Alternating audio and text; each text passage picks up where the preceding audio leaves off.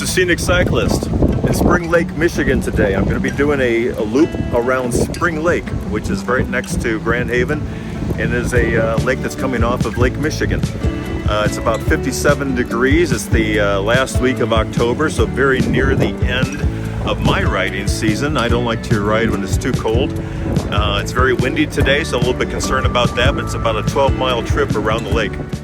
The lake known as Spring Lake feeds into the Grand River that then flows into the city of Grand Haven and into Lake Michigan. At the far northeast end of Spring Lake is the village of Fruitport. The lake runs into the Grand River at its southwest end, where the village of Ferrysburg sits on the north side of the river. The city of Spring Lake sits nestled between Spring Lake and the Grand River. The Spring Lake Bike Path Loop is 11.4 miles long and is generally considered to be an easy ride. The beginning of the trail is usually considered to be Ferry Park at the southwest end of the lake in Ferrysburg.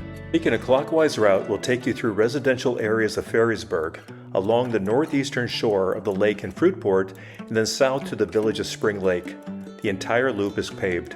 It should be noted that the bike path is mostly obvious, with only a couple of areas where I wasn't sure where to go. In particular was the route for getting across the bridge from Spring Lake to Ferrysburg.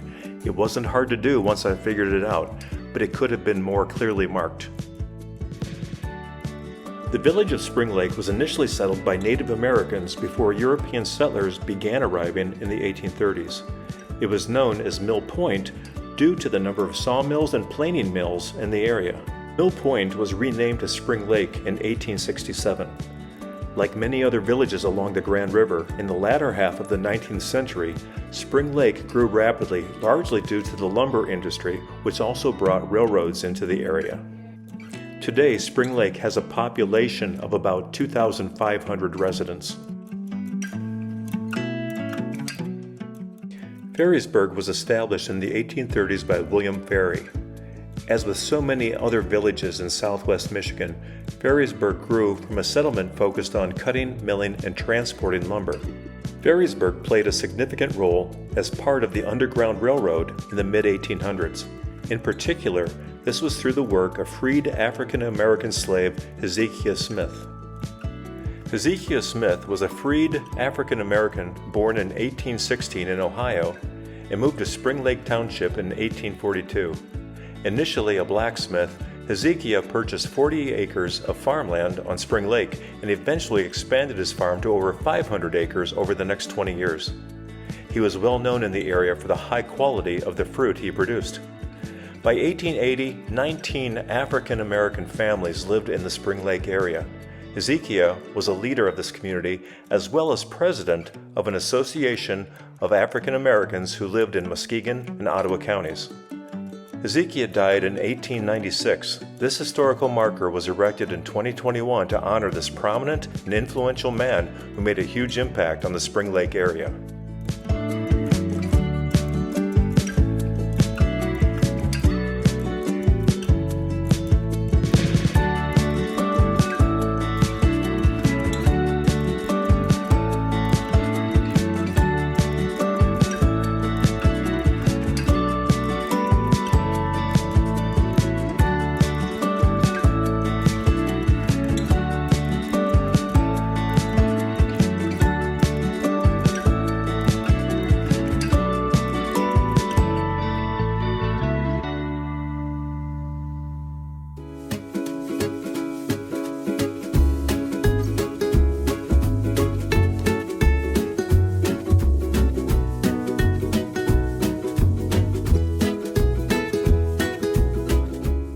At the northeastern end of Spring Lake, we enter into the small and quiet village of Fruitport.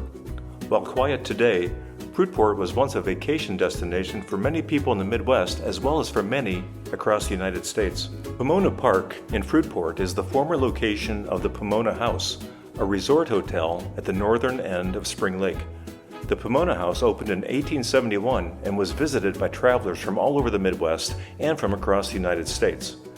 A huge draw for the resort were the Spring Lake waters, which were considered medicinal and capable of healing various ailments. Unfortunately, the Pomona House burned down 4 years later in 1875. It was rebuilt, but then burned down a year later in 1876. The property sat vacant for 26 years until 1902, when a pavilion was built for musical entertainment. Glenn Miller and Lawrence Welk's bands played there. Later, Buddy Holly performed there. Misfortune then struck the pavilion when it burned down in 1963 and eventually was replaced by the park that remains today.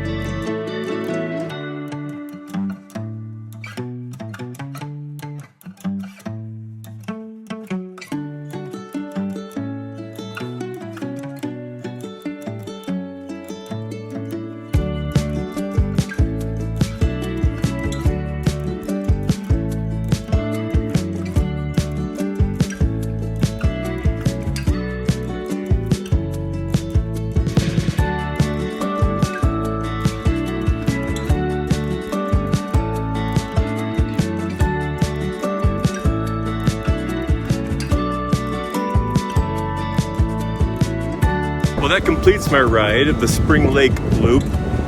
Quite a bit different than what I expected. I expected a little bit more lake and a little less driving on bike paths through neighborhoods.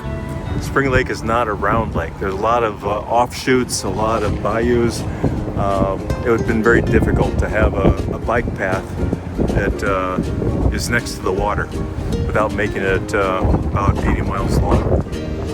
Please be on the lookout for my next video where I'll cover another great trail around the Grand Rapids area. And please subscribe to my channel, The Scenic Cyclist. Until then,